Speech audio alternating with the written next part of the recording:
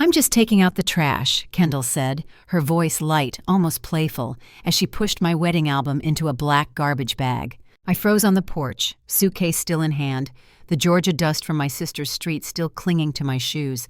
At first I thought I had come to the wrong house. The porch looked foreign, my rocking chair gone, the flower pots I'd tended replaced by boxes labeled baby supplies. The air smelled of bleach and paint. Then I saw it. My clothes, my family photos, the quilt my mother stitched for my wedding, all crammed into shiny plastic bags, stacked by the railing like refuse, waiting for pickup. "What is this?" I managed to whisper. Kendall didn't even flinch.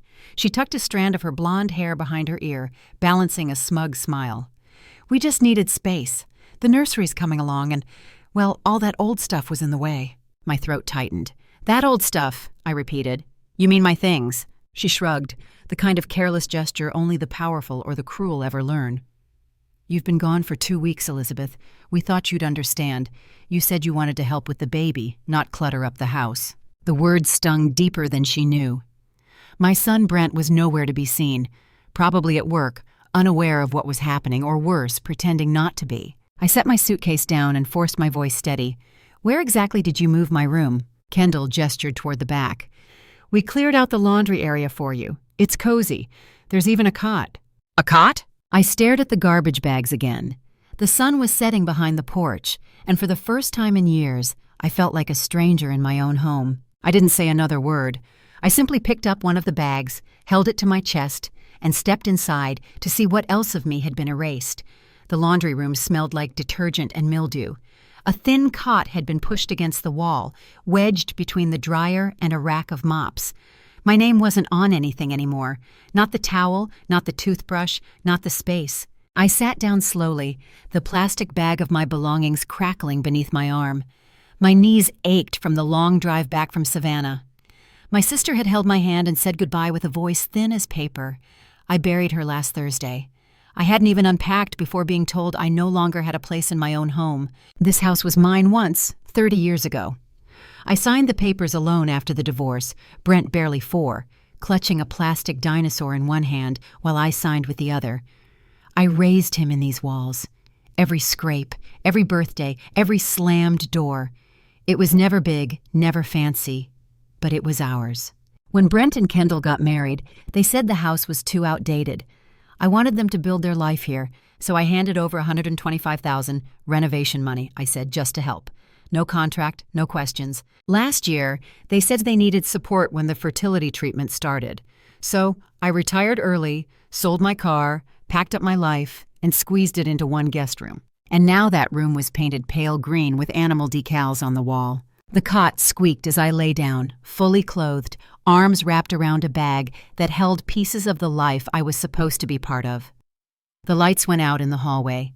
No footsteps came to check on me. I stared at the ceiling, listening to the quiet until I heard the soft thump of furniture being moved above me.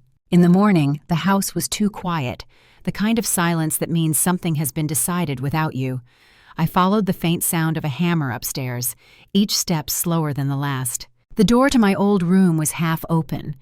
I stood in the doorway for a long time, staring at the space where my life used to fit. My quilt was gone, the dresser, gone. Even the photograph of Brent as a boy holding his first fishing rod, gone. In their place stood a white crib, a rocking chair, and a mobile of pastel clouds spinning gently in the air. Kendall turned when she saw me, not startled, not ashamed. "Oh, Elizabeth, you're up." She was painting the trim around the window. "We wanted to surprise you. The nursery is coming along beautifully." My voice was small, even to my own ears. This was my room. Kendall wiped a smear of paint from her wrist. "We figured you wouldn't mind moving into the mudroom for a while. It's just until the baby comes." She smiled like generosity lived in her. For a while I couldn't speak. The pale green walls around me were freshly painted, smelling of new beginnings that didn't include me. When Brent came home that evening, I tried to explain, but he only rubbed his neck and sighed. "Mom, it's temporary. Don't make this harder than it is. Kendall's nesting, you know how it is." I didn't know. I only knew that every corner of that house had once held a piece of me, and now there wasn't even a place to hang my coat. He kissed my cheek absently before heading upstairs, his voice drifting down the hallway. "You'll adjust, Mom. Just give it time." But as I stood in this doorway of the mudroom, looking at the cot beneath the single bare bulb, something inside me shifted. It wasn't anger, not yet, just a deep quiet, knowing that something fragile had broken, and this time it wouldn't mend.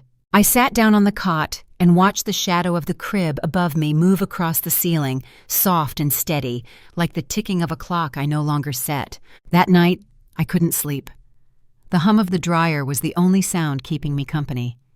It clicked every few minutes, like a heartbeat that wasn't mine. I lay there and tried not to think, but memories have a way of finding cracks in your walls. I remembered the years when Brent was little, and life was nothing but bills and bedtime stories. I worked double shifts at the post office, sorting mail until my hands ached, standing on concrete floors until my knees burned. On Christmas Eve, when everyone else went home, I stayed late, making sure the last packages went out, because overtime meant another week of groceries or a new pair of shoes for him. He was a good boy then. He'd wait for me on the porch, blanket around his shoulders, refusing to go to bed until I got home. "You work too hard, Mom," he used to say, and I'd smile, telling him it was worth it. When his startup failed years later, I didn't hesitate. I sold my car, an old Honda I'd driven for 15 years, and handed him the money for his wedding. "It's just a car," I told him. "You're building a life." He promised to pay me back, but I never asked. That's what love does. It trusts. Then came the forever home. I was so proud. Brent looked so happy. When he mentioned the renovations, I said, "Take what you need, $125,000, just to help. No contracts, no conditions." I told myself it was still our home, even if their names were on the mailbox. But slowly, the house began to shrink for me. Kendall started planning dinners without asking when I'd be home. Family photos where I'd once stood between them became just the two of them smiling in matching sweaters. At birthdays, my gifts became sweet instead of thoughtful. I was thanked like a guest, not loved like a mother. I noticed how Kendall would turn every conversation toward herself, her plans, her work, her stress, and Brent, eager to please, nodded at everything she said. The first time she called me Elizabeth instead of Mom, it caught in my chest. The second time, Brent didn't even notice. Now, years of sacrifice had been reduced to trash bags on a porch. I had built their world, and they had quietly decided I didn't belong in it. The dryer clicked off, leaving the house silent again. I sat up, pressing my palms together until they stopped shaking. In that silence, I realized something I hadn't wanted to see before. Where I had spent a lifetime giving them everything they asked for, they had learned how to keep taking. The next morning, I decided to see exactly how much they had taken. That night, I sat in the mudroom with the lights off, surrounded by the bags that held what was left of me. The dryer door creaked in the draft, a slow rhythm that matched the dull ache in my chest. I whispered it out loud just to hear it said. "They've already decided I'm disposable." The words didn't echo. They just sank into the walls like everything else I'd ever given this house. I looked down at my hands, still marked from years of sorting envelopes and lifting boxes. These hands had built a life, fed it, paid for it. Now they were good for nothing but folding laundry no one thanked me for. Something inside me shifted. Small, but sharp. Maybe grief had burned through the last bit of softness I had left, because instead of crying, I stood. The garage was cold when I opened the door. A thin beam of light spilled across the floor as I reached for the old file cabinet against the wall. It had been years since I'd opened it, but my fingers still knew the rhythm of those metal handles.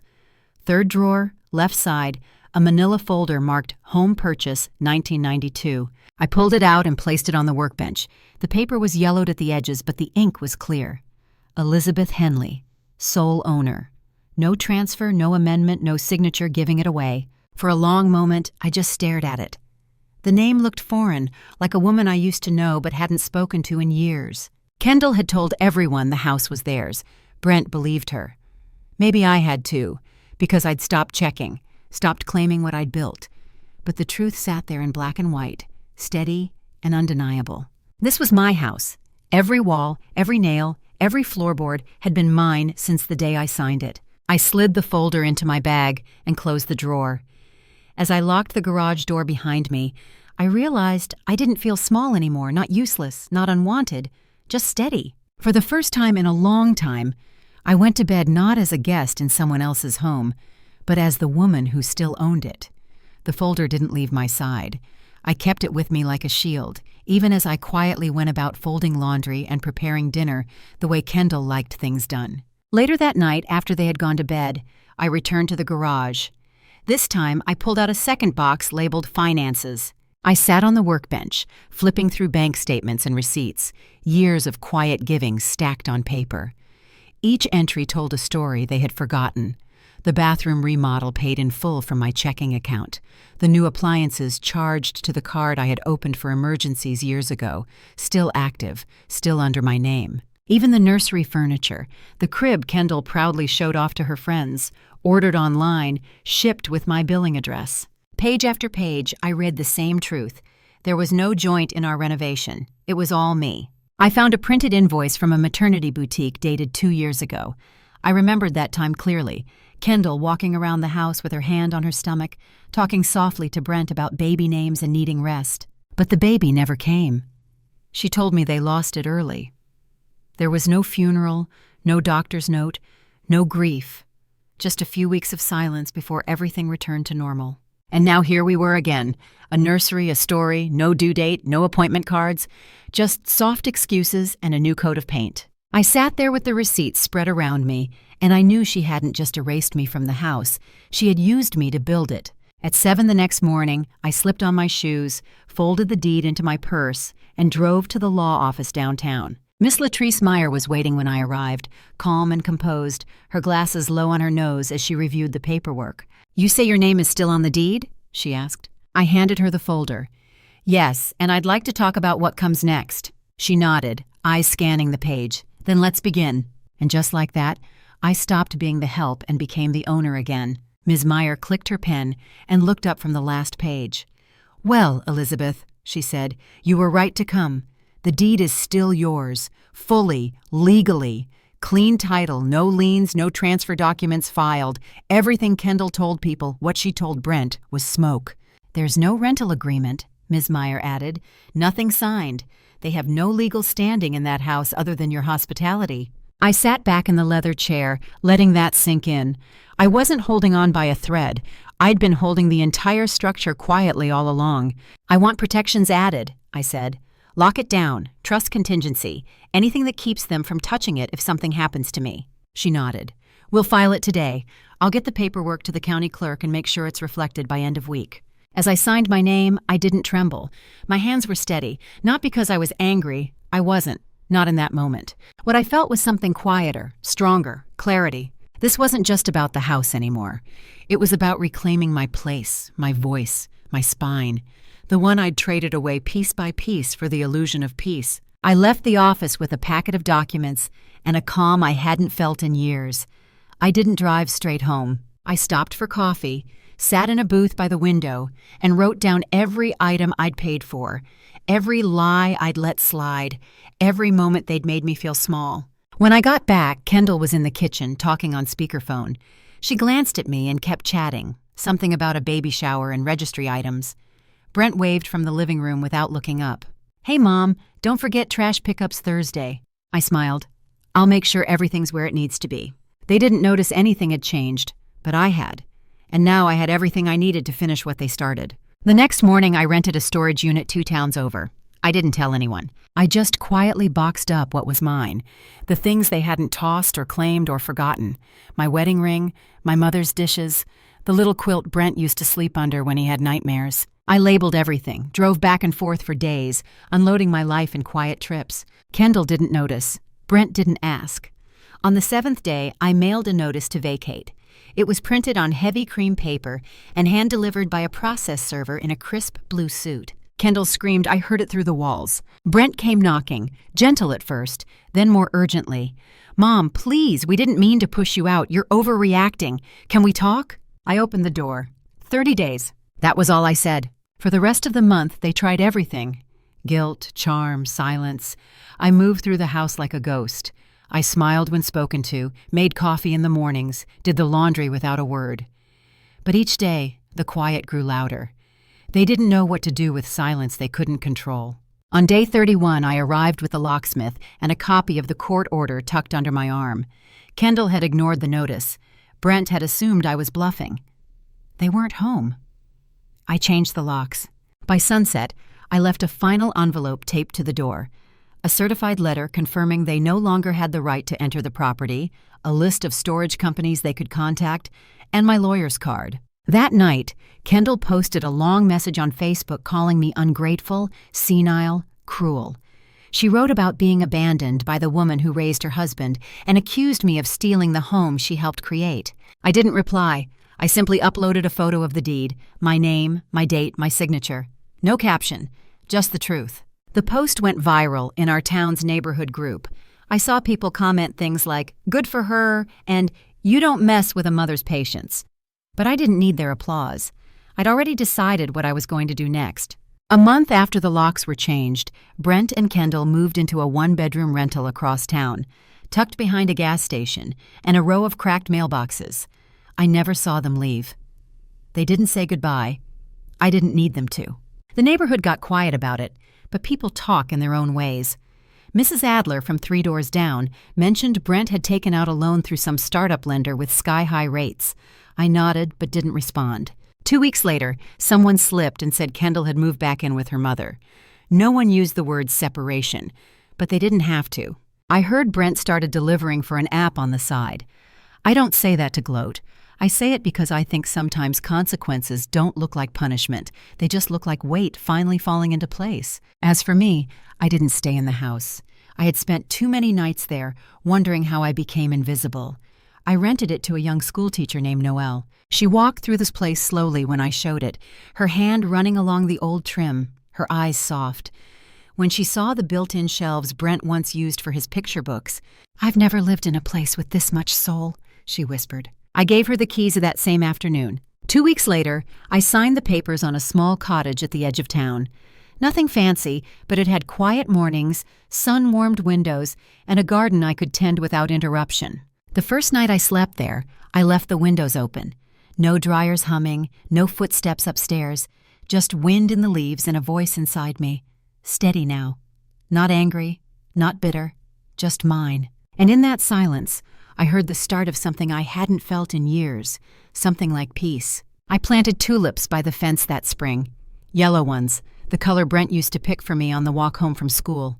My knees hurt and the soil was stubborn, but I didn't mind. The quiet helped. Some nights, I still heard echoes.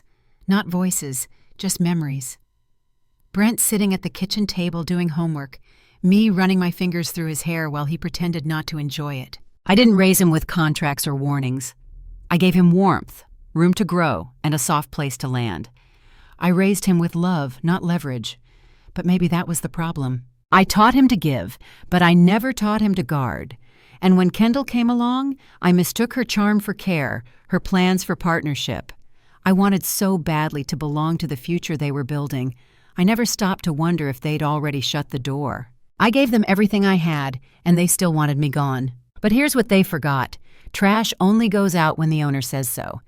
And I never stopped owning this life. Now I wake up with sun on my face and no one telling me where I don't belong. My phone is quiet. My name is my own. And the home I built, whether it's this cottage or the house on Sycamore Lane, still stands.